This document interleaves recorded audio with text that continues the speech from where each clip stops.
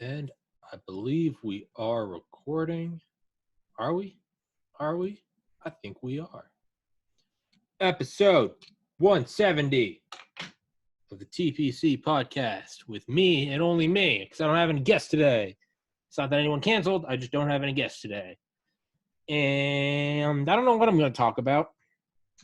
Really have no idea what I'm doing in life in general, nor on this podcast. But I don't know.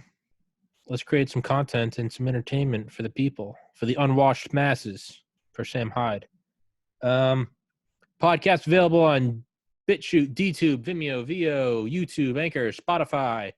There'll be a link in the description and in the top comment for all those links, as well as a link to some original artwork I've made over the last 2 or 3 years and uploaded. And all profits go to this podcast. Next step will be probably a bigger computer on a laptop right now. After that, probably be like a 4K webcam. Then I'd like to get I got a really good microphone right now, but I want to get like a ball-in microphone with like a boom and everything. Yeah.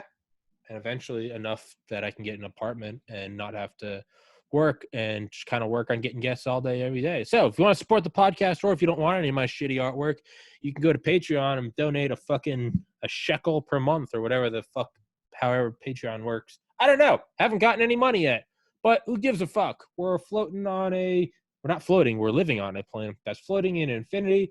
No one knows how anything started. No one knows what happens after we die. No one knows why we're here, if there's a purpose to why we're here, or if we're even really here, if it's not just all a simulation and we're slowly going insane in some fever dream of a god. Who gives a fuck, though? I got an orange jacket and the air conditioning works. I'm not sick. I got internet. Everything seems to be balling right now. Big dick energy. So one thing I have been kind of reading up on what the fuck? I've been reading up. No, I've been fucking watching YouTube videos. Fucking not even high, but acting like I'm high as fuck. Just going down the rabbit hole because I love this shit. So no, I haven't been reading up. I've just been drooling with like a half-baked moron with a room temperature IQ.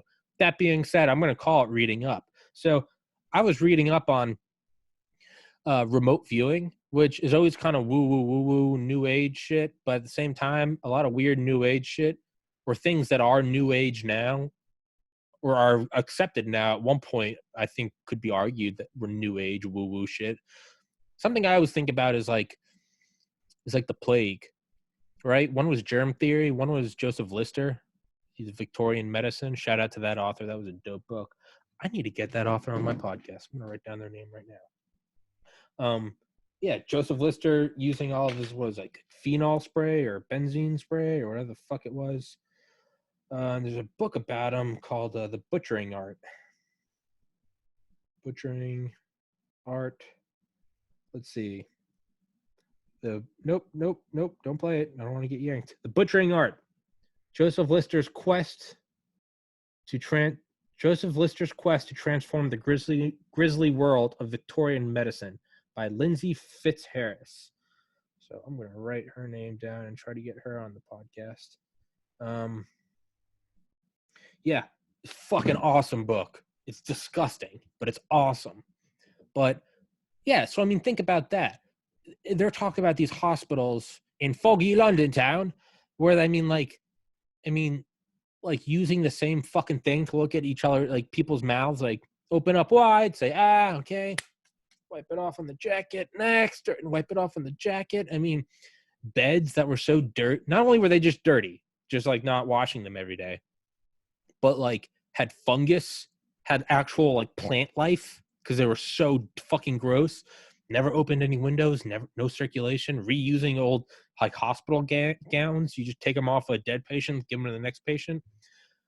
The most disgusting thing was there's this student learning, all these med students learning, and one lady had this big old fucking cyst on her neck and they were trying to drain it of pus and they couldn't get it out. So what they did, he puts his mouth on it, sucks it up and spits it into a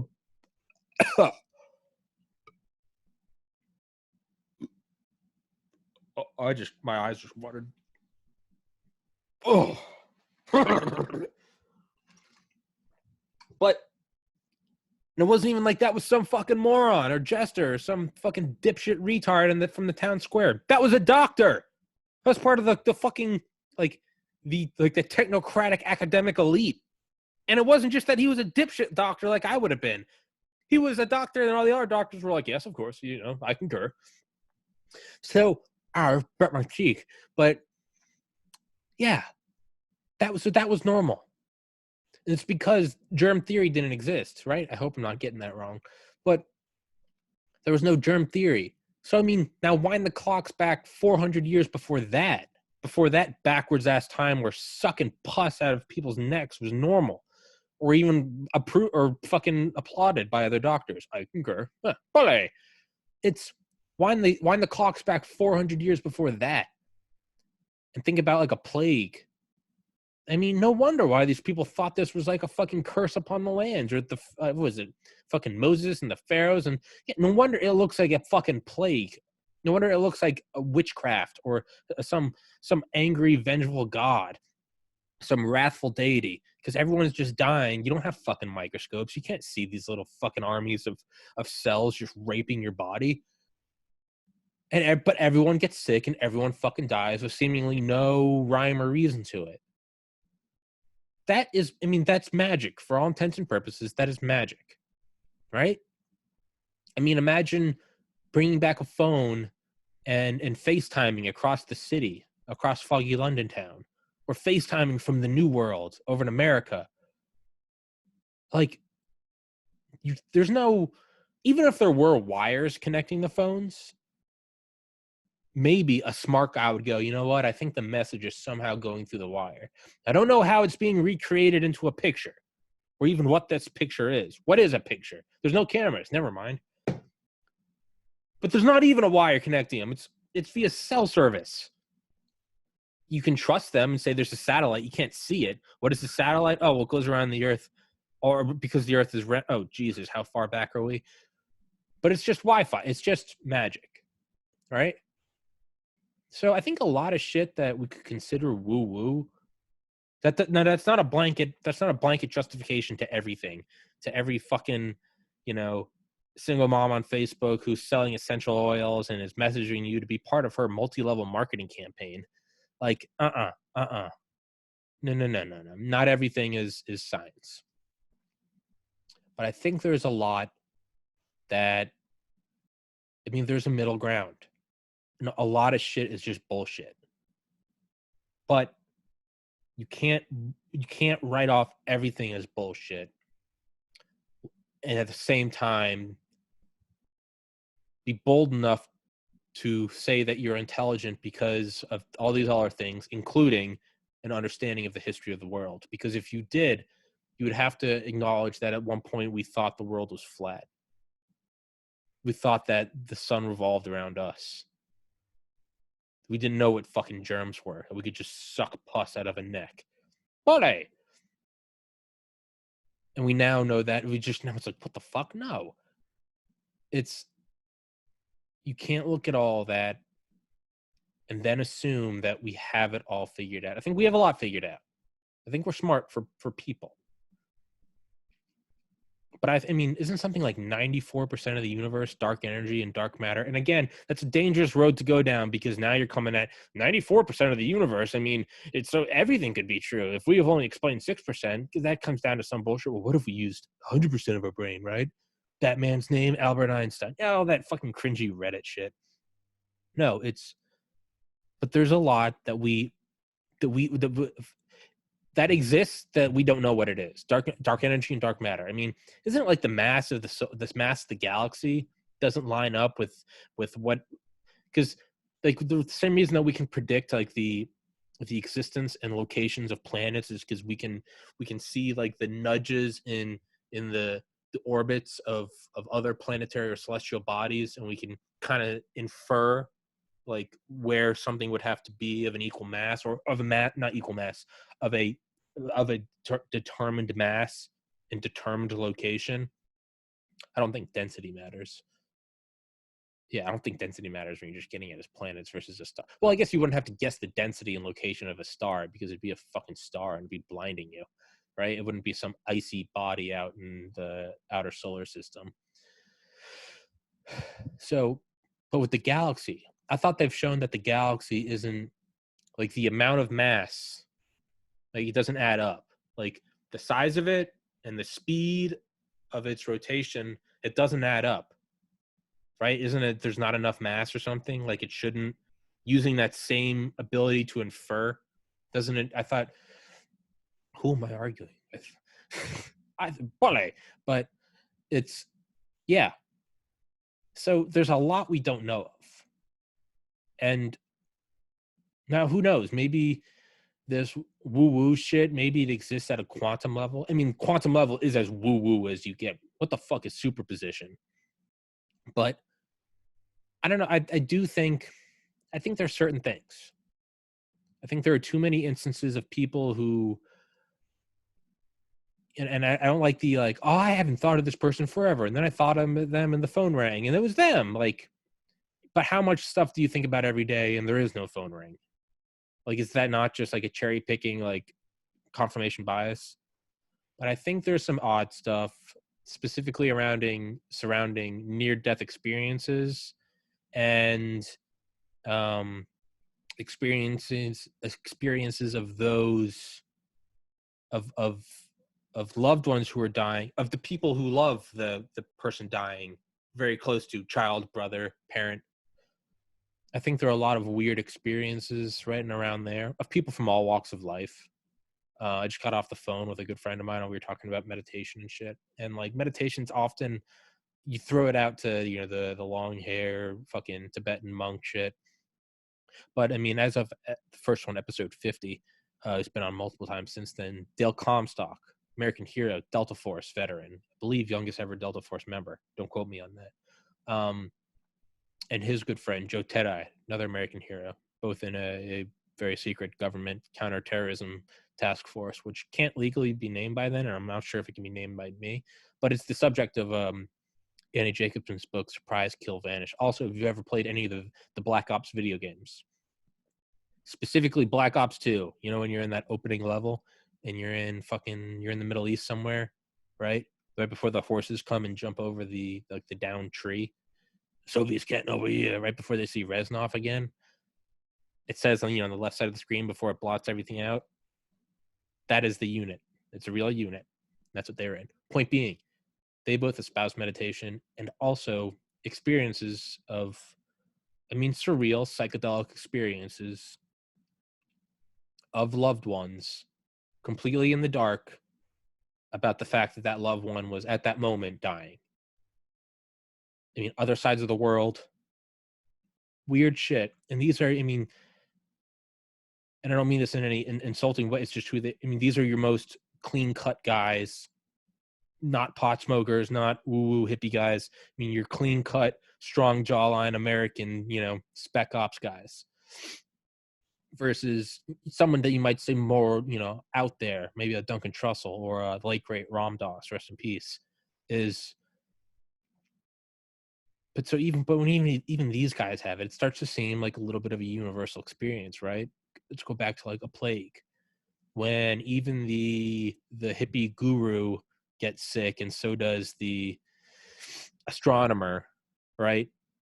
It's the one guy that says the whole world is just energy and vibration, and the other guy that says the world isn't flat. Like, and they're both, I don't know why this 1500s European guy has a 1930s mid-Atlantic radio voice. The world is flat. Next up at 5 p.m.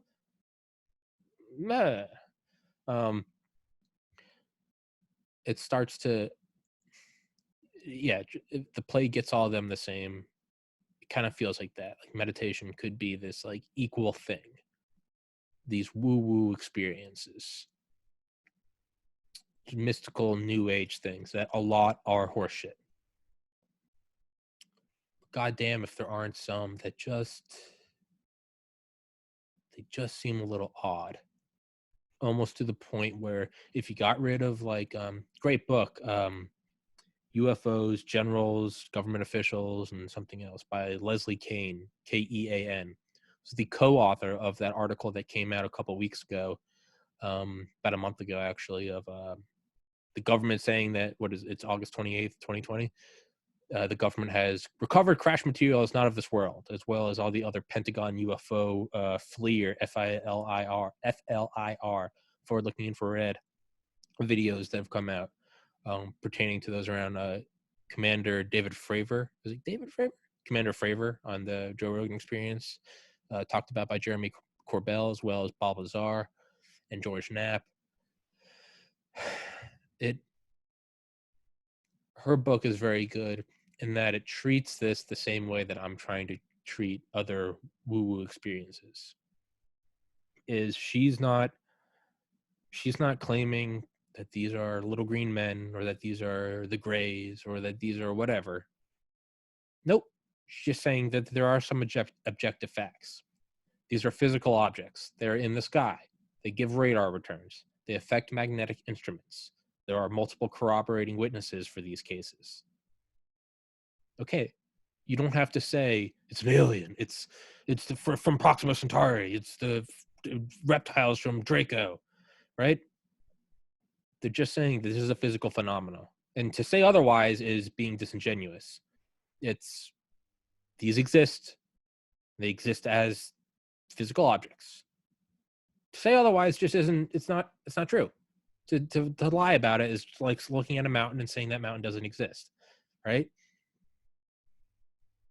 I think there are a lot of experiences that